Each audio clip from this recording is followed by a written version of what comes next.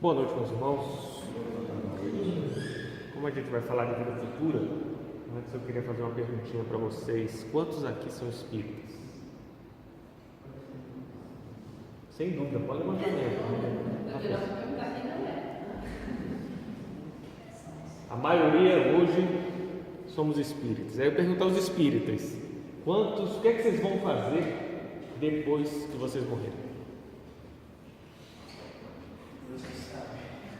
Deus que sabe. E o que é que você vai fazer nas suas próximas férias? Eu não sei. Nós vamos trabalhar lá no Umbral, né, Seu Lucas falou que vai criar um centro lá no Umbral. Aí a gente vai lá ajudar eles. Amanhã, vocês já planejaram alguma coisa para amanhã? O que é que vocês pretendem fazer amanhã? Ou também Deus que sabe? Eu acho que nem Deus talvez saiba amanhã o que fazer, porque ele vai depender da gente. Mas a gente planeja. A planeja, mas. E quantos fizeram planos pós-morte? Próximo quê? Pós-morte. A gente não está nem perguntando que ele morreu. A questão é, por que nós não fazemos plano após a morte? A morte não existe, estaremos vivos, né? Então, quantos fazem plano pós-desencargo físico? Estaremos vivos. Eu faço plano para amanhã, porque amanhã eu tenho certeza que estou vivo. Quantos fazem planos para daqui a 100 anos? Mas a gente não pode saber por que nós somos merecedores para onde nós vamos. Por que nós não fazemos planos após a morte física se sabemos que estamos vivos? Amanhã eu também não sei se eu estou encarnado. Amanhã eu não sei o que vai acontecer. Amanhã eu não sei quem interagirá comigo. Amanhã eu não sei o que vai acontecer. No entanto, eu faço planos para amanhã, mesmo sabendo que não vai acontecer exatamente como eu planejei. Eu não sei do que eu sou merecedor amanhã, assim como eu não sei do que eu sou merecedor daqui a 50 anos. Quantos na adolescência faziam planos quanto à profissão que iria se formar daqui a 10, 15, 20 anos? E o porquê não fazemos planos para a vida além do corpo físico? E aí vemos algumas respostas. A morte não existe, mas se ela não existe, se tudo é vida, nós podemos planejá-la. Estamos vivos. Quantos aqui nesta sala morrerão? E os desencarnados?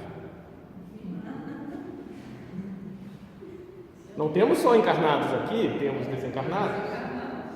Eles estão querendo jogar com a gente.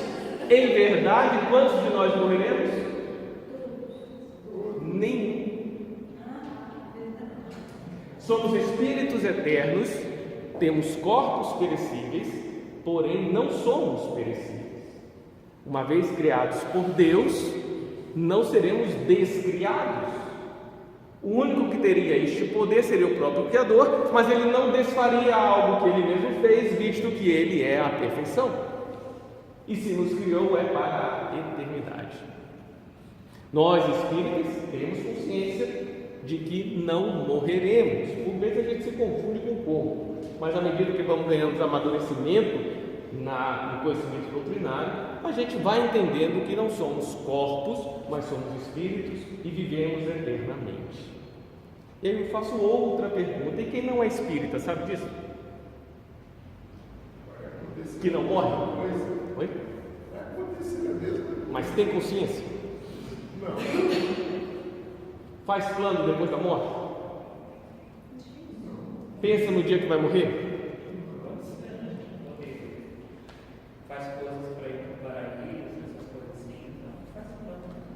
Pode não ser espiritualista, mas a imensa maioria das crenças religiosas, elas acreditam em algo além da morte física. Cada um chama o que quiser. Aí os ateus acreditam em algo depois da morte física? Para eles, pelo menos teoricamente, morreu, acontece o quê? Acabou. Veio nada. E aí eu pergunto, se depois da morte física temos o nada, o que lhe mantém vivo? O que faz você suportar os sofrimentos que a vida dá? Por que não simplesmente termina e acaba? porque consequência nenhuma terá. Eu passando frustrações ou regozijos, consequência nenhuma terá. Se depois da morte física vem o nada. Por que então me faz, mesmo não acreditando, em teoria, em nada além do corpo físico, o que me faz manter-me vivo? Passar pelas decepções, passar por situações por vezes muito dolorosas, mas não desistir da vida. Pelo menos da vida que eu conheço, da vida que eu concebo, que é a vida física. Diz no Livro dos Espíritos, uma pergunta que Kardec faz aos espíritos: por que os homens têm tanto horror ao nada? Alguém lembra da resposta dos espíritos? Porque o nada não existe. Filosoficamente, isto é comprovado no raciocínio filosófico, porque é um conceito autocontraditório. Se o nada existir, ele já não é nada, ele passa a ser alguma coisa, concorda? Portanto, tudo que cai no conceito do nada é uma teoria que não é factível. Por isso o homem tem instintivamente este horror ao nada, o horror ao total inexistente, o horror ao indefinível inexistente, porque se eu defino, ele existe. E acreditar que tudo acaba, que pós-morte física vem o nada, faria com que o ser humano naturalmente não tivesse resistência alguma a simplesmente deixar-se morrer, a simplesmente eliminar a própria vida. Um exemplo simples: imagine que você está deitado na sua cama, virado para a direita. Você quer virar para a esquerda, por que você não faz? Vai ter algum efeito? Nenhum. Tem consequência para você? Nenhuma. Você quer virar, você vira. Se agora eu quero levantar a mão, eu levanto, porque não vai ter consequência nenhuma em relação a mim. Se não tivesse consequência nenhuma, se a consciência do ser humano tivesse realmente uma convicção 100% de que após a morte física não teria consequência alguma sobre ele mesmo, naturalmente, assim como virar do lado de uma cama ou levantar uma mão, não haveria resistências para com a morte. As pessoas que assim crescem, elas simplesmente deixariam-se morrer por qualquer frustração, ela não teria nada que freasse, que impedisse ela eliminar a própria vida. No entanto, regra geral, os seres humanos tendem a manter-se vivos. E aqueles que intentam a morte? Aqueles que desejam a morte? Aqueles que estão numa situação de ideação suicida? Eles querem morrer por quê?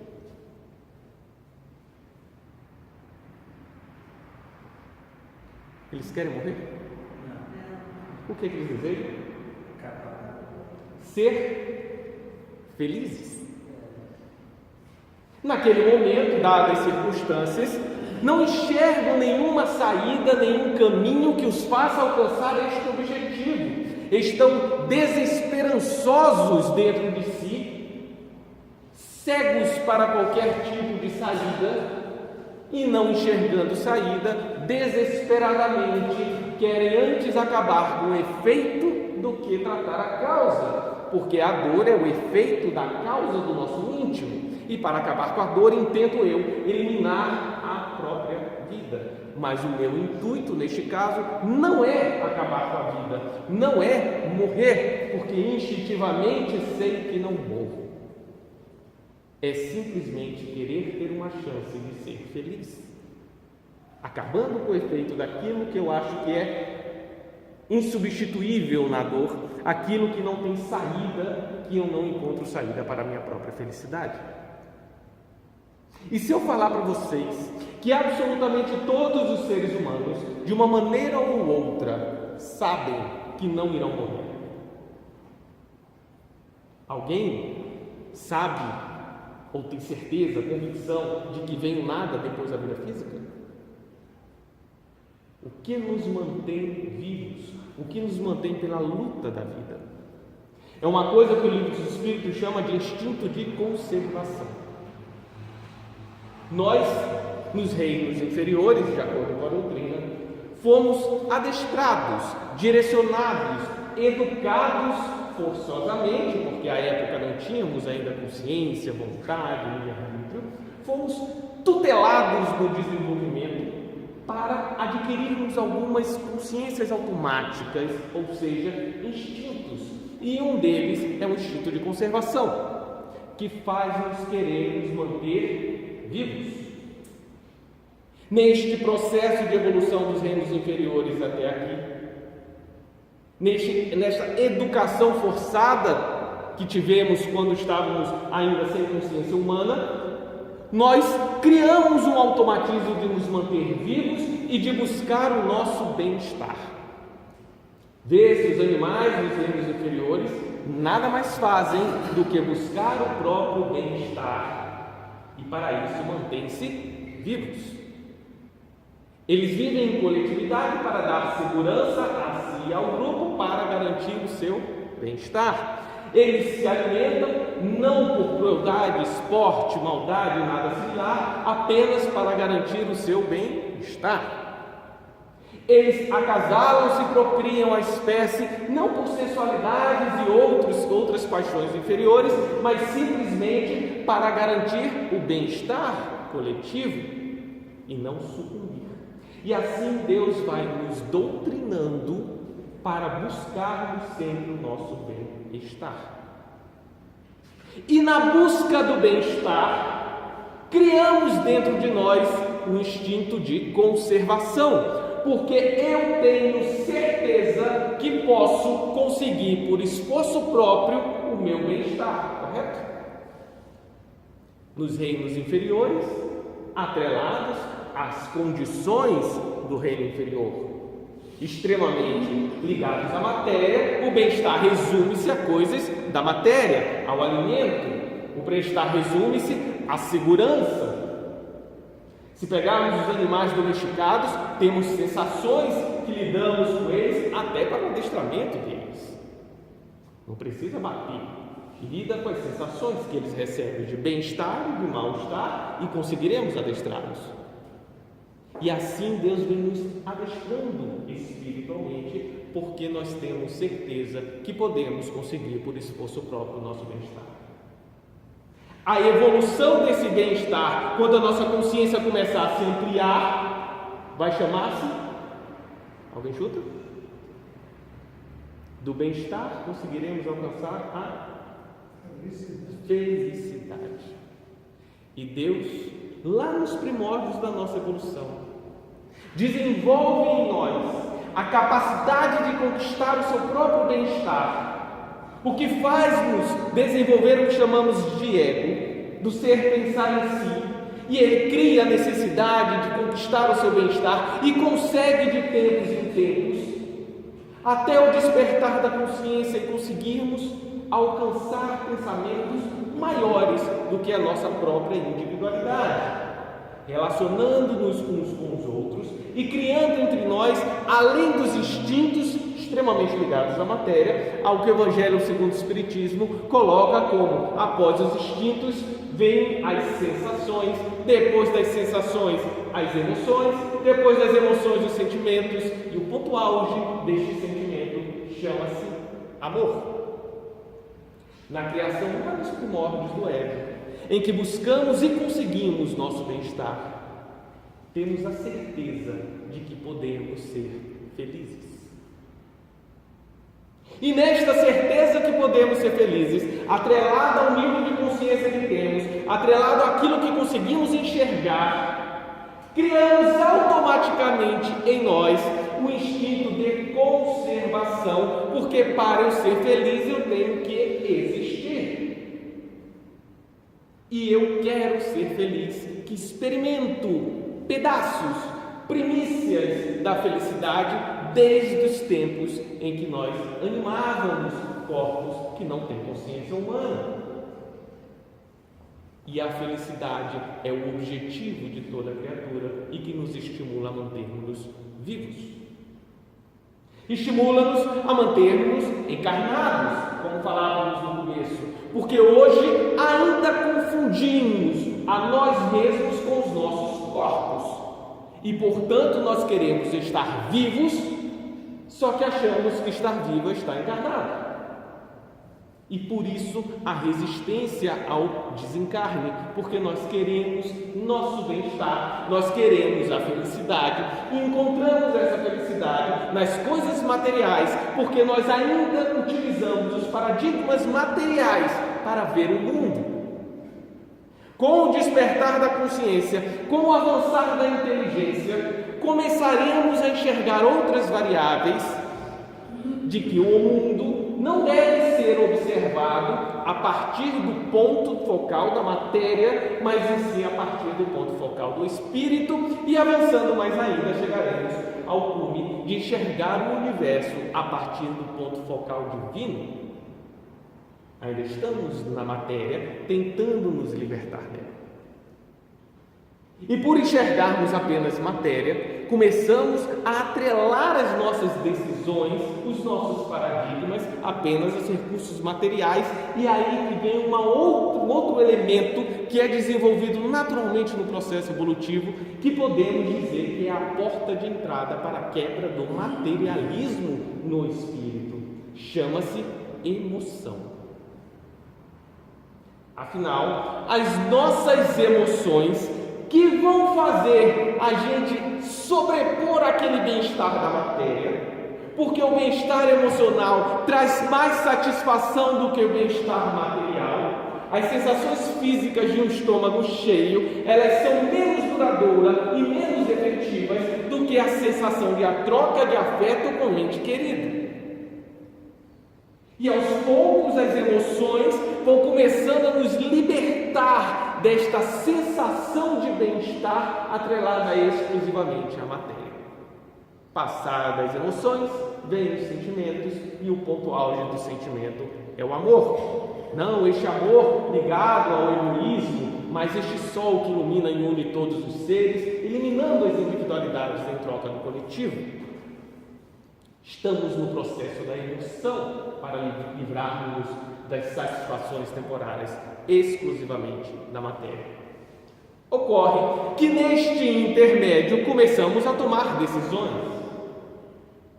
Começamos a tentar buscar esse bem-estar além da matéria por conta própria, porque nos reinos inferiores éramos tutelados quase que exclusivamente ou exclusivamente por espíritos extremamente evoluídos. À medida que temos livre-arbítrio, que temos vontade, que temos consciência, começamos a identificar emoções em nós, positivas e negativas, como reações do nosso íntimo perante nós mesmos. E neste processo de buscar entender as nossas emoções, na eterna busca da felicidade, do bem-estar individual, no nosso caso, vamos ampliando o conceito de felicidade que temos. Infelizmente, as nossas decisões começam a nos fazer mal, ou felizmente, pela lei de causa e efeito. Aos poucos vamos descobrindo que tudo o que eu faço comigo e exteriorizo ou não tem efeito imediato em mim mesmo. Inicialmente resistimos ao conceito de que eu sou responsável por absolutamente tudo que eu sinto e pelas minhas próprias emoções, e temos a tendência de jogar as emoções que desgostamos em algo externo a nós, seja uma outra pessoa, seja uma entidade mitológica religiosa criada com qualquer conceito, para eximir-me da responsabilidade de que as emoções que tenho, felizes ou infelizes, regozijos ou sofrimentos, são de exclusiva responsabilidade individual. Com o passar do tempo, vamos aprendendo de que o que eu provoco fora de mim tem efeitos dentro de mim, e as emoções nada mais são do que uma reação das atitudes que eu tenho comigo mesmo. Nada tendo de impositivo com o ambiente externo. Resumindo, o outro não pode me impor emoções, positivas ou negativas. O outro não pode obrigar-me a ficar nervoso. Eu fico nervoso. O outro não pode me obrigar a ficar chateado ou triste. Por mais que ele tente, ele não tem o poder de me impor qualquer emoção. A emoção é apenas o efeito que eu sinto das atitudes que eu tenho comigo mesmo.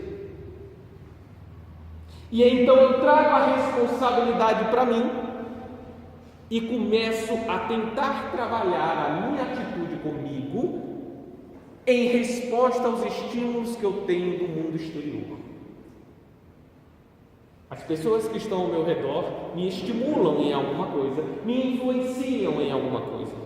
Recebida esta influência, vou tomar consciência de como a tratarei e a partir daí passo a tomar as rédeas das minhas emoções para amadurecê-las e torná-las sentimentos que, quanto mais estáveis são, mais próximos estarão do sentimento por excelência que mantém a harmonia universal, no qual denominamos amor. Cabe-nos agora uma outra pergunta. Se o processo é tão árduo, se iremos passar por tantas dificuldades, se iremos passar por sofrimentos até descobrirmos o real sentido das emoções, a causa delas estando em nosso íntimo, como uma atitude íntima, o porquê que não desistimos antes? Temos dois motivos. O primeiro, porque sabemos que podemos conseguir o nosso bem-estar. Aprendemos isso desde os reinos antepassados. Depende de nós, dependia do indivíduo buscar comida e alimentar-se, depende de nós buscar o alimento espiritual, o pão da vida representado por Jesus, buscar o afeto, o sentimento positivo para termos paz íntima, para encontrarmos essa satisfação mais perene que as boas emoções nos trazem. E temos esta certeza instintiva pelo instinto de conservação. Mas há uma lei moral classificada no Livro dos Espíritos, que todos nós também temos certeza absoluta dela, apesar de, por vezes, perante os sofrimentos, nós intentarmos negá-la. Chama-se lei do progresso. Todos nós sabemos que iremos progredir. Não, mas não é bem assim, às vezes a gente acha que não tem jeito, às vezes a gente acha que está no fundo do poço, às vezes eu acho que eu não vou conseguir sair. Isso é apenas a reação emotiva perante uma situação que nós não conseguimos lidar da maneira que desejávamos. Passada a tempestade, retorna a certeza que iremos evoluir, que iremos progredir. E isso Deus nos ensina a todo momento. Em todas as encarnações, todos nós passamos por um processo de evolução forçada do corpo físico. Nascemos dependentes, e só para falar extrauterino, nascemos independentes, vamos crescendo não conscientemente, viramos adolescente, a nossa amplitude mental amplia-se, triplica-se ou quadriplica-se. E aí passamos pelo processo turbulento da adolescência, assumimos a vida adulta, e mesmo na vida adulta vamos adquirindo conhecimentos emocionais e intelectuais sem percebermos, ao ponto de, quando olhamos para trás, vemos o quanto que nós crescemos como pessoa, sem sequer termos consciência deste processo. E de encarnação em encarnação, dia após dia, segundo após segundo, Deus nos educa pela via material, pois materiais ainda somos, que nós iremos progredir indubitavelmente todos os dias de nossa vida. E aos poucos isso vai adentrando a consciência do espírito materializado, que, trabalhando as suas emoções e relações com outros seres iguais a ele, vai despertar para o mundo fora da matéria, para o autocontrole emocional, para a amplitude cognitiva, e aí começaremos a obter experiências que até então não eram acessíveis a nós. Experiências que, muito além das satisfações temporárias, começamos a tocar aqueles sentimentos eternos, perenes, que nos levarão ao cúmulo do amor. No momento atual, apesar de termos consciência desta lei do progresso, ainda estamos tentando trabalhar as nossas emoções na busca da felicidade. E aí está a grande decisão e o grande benefício do cristão, do espírita. Nós sabemos o processo. Sabemos que buscamos felicidade. Sabemos que temos que entender as nossas emoções e suas causas, porque elas são efeitos de uma atitude íntima.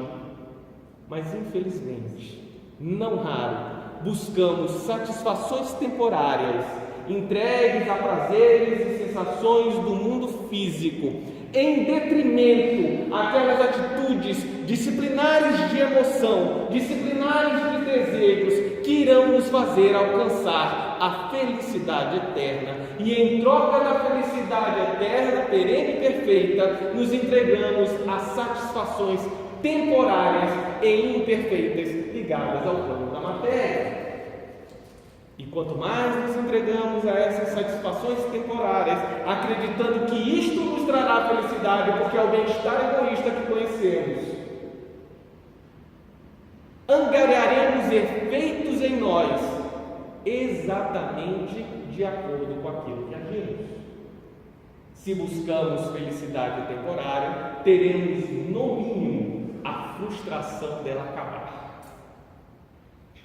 Se buscamos prazeres quaisquer, mentais, emocionais ou químicos, teremos o desprazer de vê-lo acabar e ficarmos sem sustentação sentimental pelos desvarios das emoções que cultivamos.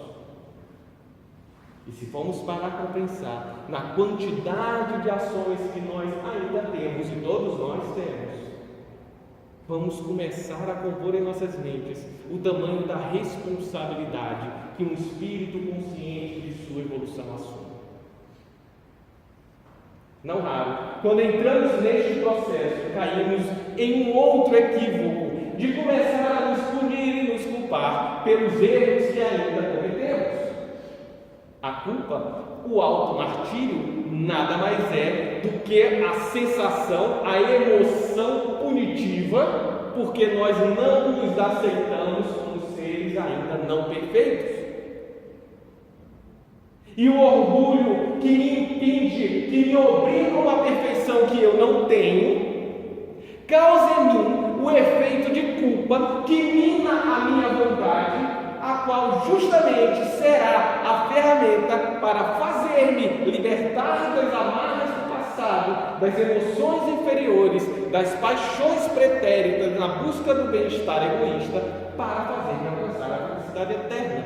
E se não tivermos vigilância e disciplina, entraremos no ciclo vicioso desta busca pela felicidade, utilizando satisfações temporárias, e podemos entrar em processos que demorem algum tempo para sairmos.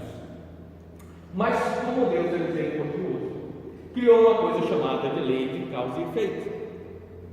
E por mais empedernidos que estivermos, por mais persistentes no ciclo vicioso da satisfação temporária, chegará um momento em que os efeitos dela serão de tal sorte no nosso íntimo, que as emoções que nos advirão ultimamente se tornarão insuportáveis a nós mesmos. E quando nós não aguentarmos mais esses efeitos negativos, rogaremos a Deus ajuda, dispostos a abandonar a nós mesmos do passado, porque nós não estamos encontrando mais aquele bem-estar que conseguiríamos encontrar antes. E quando decidimos abandonar a nós mesmos do passado, eis que abrimos a porta para a influenciação da espiritualidade superior, que nossos corações convertem-se de fato ao cristianismo. E nós aceitamos toda a disciplina, toda a perseverança para seguir Cristo, ainda que na contramão dos desejos anteriores. E é por isso que vemos Jesus falando no Evangelho, para que eles chorem, para que eles sofram, chorem e eu os cure.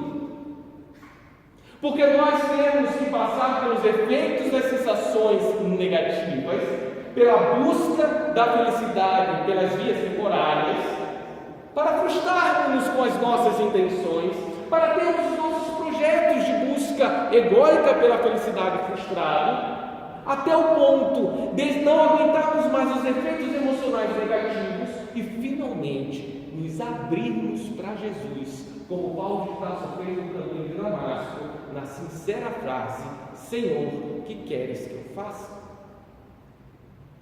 E lembramos mais uma vez do Velho Testamento, na figura notável de Abraão, no mito, quando ele foi provado em sua fé, e Deus, na parábola de Abraão, fez com que ele entregasse o próprio filho para obedecer a Deus. E Abraão, mesmo resistente, prostrou o filho em cima de algumas pedras e estava disposto a eliminar aquele filho por obediência a Deus. Se trouxermos para a nossa realidade íntima, ali não se fala em filho carnal, em filho físico, mas em tudo que é filho de seu íntimo, tudo que é fruto de você mesmo, suas emoções, seus desejos, o que te satisfaz, o que te faz feliz, seus pensamentos, suas convicções, suas vontades, tudo aquilo que é filho de você mesmo, até aquilo que é mais caro, que é mais querido, que você se vê, se caracteriza por aquele tipo de sentimento, de emoção, de sensação, de desejo, de bem-estar, de crenças. E aí vem a pergunta que Deus fez a Abraão: se for para seguir Jesus e você tiver que abrir mão de algum desejo desse, que você gosta, que te satisfaz, mas é uma satisfação temporária que está minando o seu processo evolutivo, quantos de nós teríamos a disciplina e a fé de Abraão para abrir mão daquilo que gostamos, por entender que está na contramão dos desígnios de Deus? E isto é o que nos traz o Velho Testamento na passagem de Abraão. No Livro dos Espíritos, aqui na pergunta 713, falando justamente dos gozos, dos nossos desvios dessa busca da felicidade, Kardec pergunta o seguinte para os Espíritos: traçou a natureza o limite para os gozos? E os Espíritos respondem: sim, para vos indicar o limite do necessário, mas pelos vossos excessos chegais à saciedade e vos punis a vós mesmos. Pelos nossos excessos, por aquilo que nos satisfaz, mas nós queremos mais e mais, fugindo do que é necessário, seja nos alimentarmos com elementos tóxicos para ter satisfação além do que provocaria saúde física, seja nos excessos das emoções, das relações que temos com outros irmãos, seja nos excessos do intelectualismo não moralizante para vencermos outras almas, para humilharmos outras almas que se encontram conosco porque sabemos mais, engendrando em nós uma vaidade daquilo que não somos. E por estes excessos, dizem os Espíritos, nós nos punimos a nós mesmos. Provocamos em nós os efeitos negativos que queremos evitar. Querendo nos acrisolarmos em nós mesmos, combatendo o mundo, a tudo e a todos, às vezes até Deus, nós criamos em nós os efeitos que nós gostaríamos que se afastassem de nós. Enquanto a felicidade é uma porta aberta à compreensão, à empatia, ao entendimento do outro, ainda que concordâncias e discordâncias, mas é um entendimento de outra alma, como indivíduo, como ser humano. Se fizermos o inverso, estaremos punindo a nós mesmos. E na pergunta seguinte, Kardec ainda questiona: que pensar do homem que procura nos excessos de todos os gêneros um refinamento de seus prazeres?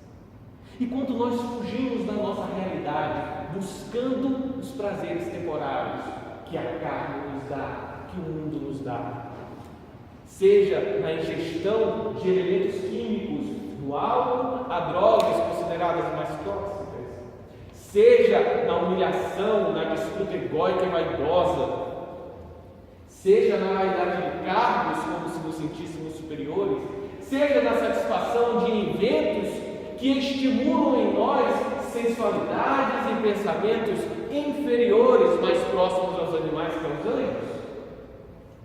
O homem que foge de si para eventos anestesiantes externos, sejam eles quais forem, o que falar deles? O que pensar deste homem? Responde os espíritos: pobre criatura, mais digna é de lástima que de inveja, pois bem perto está da morte. E Kardec, ciente que não morremos, questionou os espíritos perto da morte física ou da morte moral. O que é que os espíritos respondem? De ambas. Os excessos físicos atacam o nosso organismo, que tem o poder de recuperação, mas por vezes nós vencemos este poder de recuperação do corpo físico e ele começa a dar os sinais que está enfraquecido, que está quebradiço, que está envelhecido, que não suporta mais abusarmos do instrumento que Deus nos deu para a manifestação de nós mesmos no mundo material, a fim de que nós conheçamos as nossas emoções, nós conheçamos o efeito do mundo externo em nós mesmos e assim consigamos trabalhar o nosso sentimento.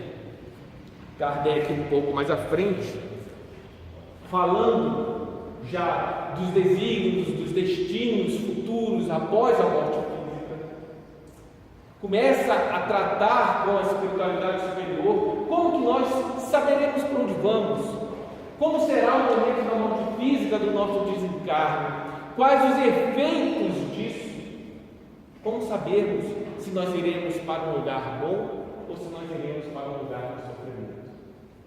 A gente costuma responder que nós vamos, depois do desencarne, para onde nós estamos intimamente ainda encarnados. Se o nosso íntimo está conturbado, se as minhas atitudes elas são intolerantes, se elas são agressivas, se eu não consigo lidar com os sentimentos do outro, que contradizem os meus desejos e as minhas expectativas, se eu não consigo compreender que o outro não sou eu e ele está submetido à minha vontade, se eu começo a ter atitudes que ferem o meu emocional, que ferem o meu íntimo, se eu fico ansioso, se eu fico me martirizando, se eu fico me culpando, se eu fico me consumindo por dentro porque determinada pessoa ou determinada situação não está com o meu desejo, isto me traz sofrimento, me traz emoções como efeito da atitude que eu tenho comigo mesmo. E esta realidade íntima é que me fará ir para um lugar ou uma situação, de verdade ou outra, na espiritualidade pós-desencarne, porque nós nos ligamos àquele grupo que nos satisfaz, que nos estimula intimamente conforme nossa realidade. Isso não é difícil de constatar, porque aqui no mundo físico nós unimos a determinados grupos por afinidade. O nosso grupo de amigos tem algumas afinidades, há diferenças, mas estamos juntos por alguma coisa de afinidade. Temos o grupo do trabalho que tem a afinidade de participar do mesmo trabalho com o mesmo objetivo.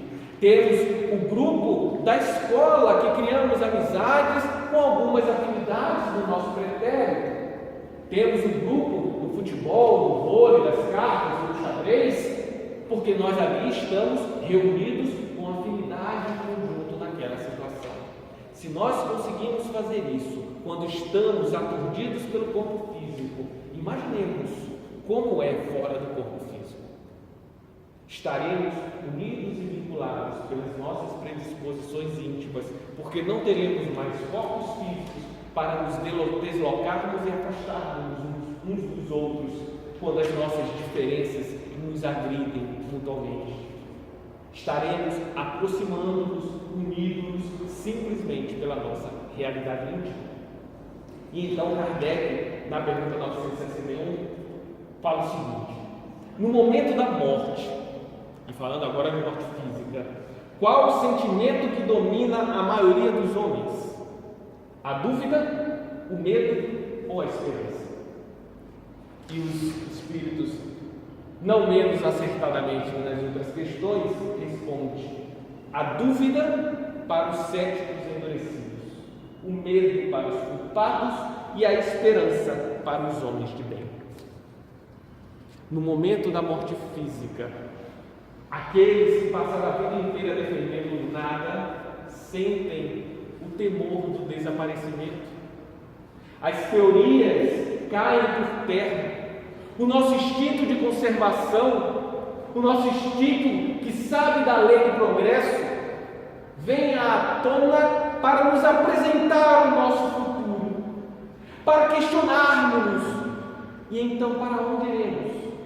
A vida continua, porque todos nós, espíritos já conscientes, com vontade, livre-arbítrio e desejos, com emoções, com sentimentos, temos instintivamente a certeza de que somos seres infinitos, que nenhum de nós irá morrer, que todos nós sempre teremos o futuro pela frente. E talvez por isso, por essa certeza instintiva de que o futuro jamais termina, nós não pensamos na morte, nós pensamos na vida, ainda que com o medo quase infantil de perdê-la, porque temos o contraponto de que sempre temos o futuro pela frente. Quando encarnados, temos a tendência de agir pelo imediatismo físico e planejarmos um futuro a curto prazo. Amanhã, daqui a um mês, ou para viagem ou férias no final do ano. Temos a tendência, aqueles que já têm filhos, de planejar o futuro dos filhos. Quando eles crescerem, quando forem adultos, o que eu desejo para eles. Mas nós não planejamos o futuro pós-desencarne.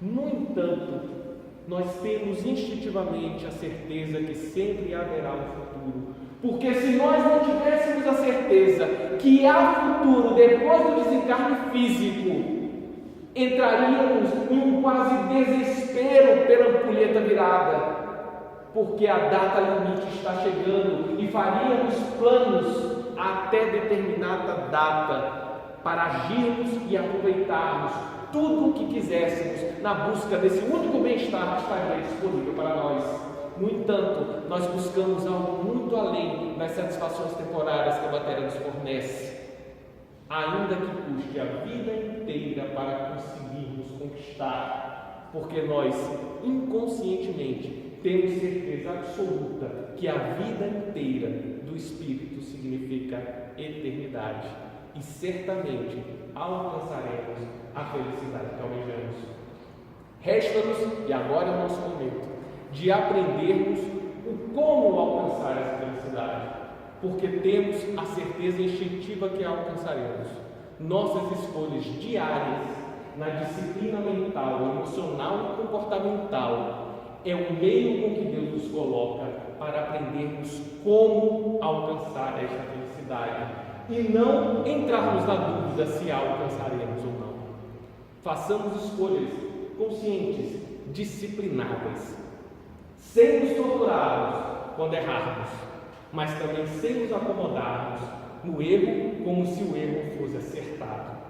Reconheçamos nossas falhas sem nos martirizarmos, reconheçamos nossas qualidades sem nos envadecermos e tenhamos a consciência de que o nosso destino é a felicidade. No entanto, aprender como chegar lá é responsabilidade do espírito consciente e individual. Jesus trabalha por nós, mas Jesus não nos transforma. Jesus estimula a nossa transformação para que nós queiramos mudar. E no momento que nós quisermos profundamente modificarmos o nosso íntimo, nós conseguiremos, com mais ou menos dor, modificar este íntimo como um remédio amargo que é tomado para a saúde física. Tomaremos um remédio amargo de pequenos momentos de dores para a felicidade imperecível e eterna que é destino de todos nós. Que Deus nos abençoe.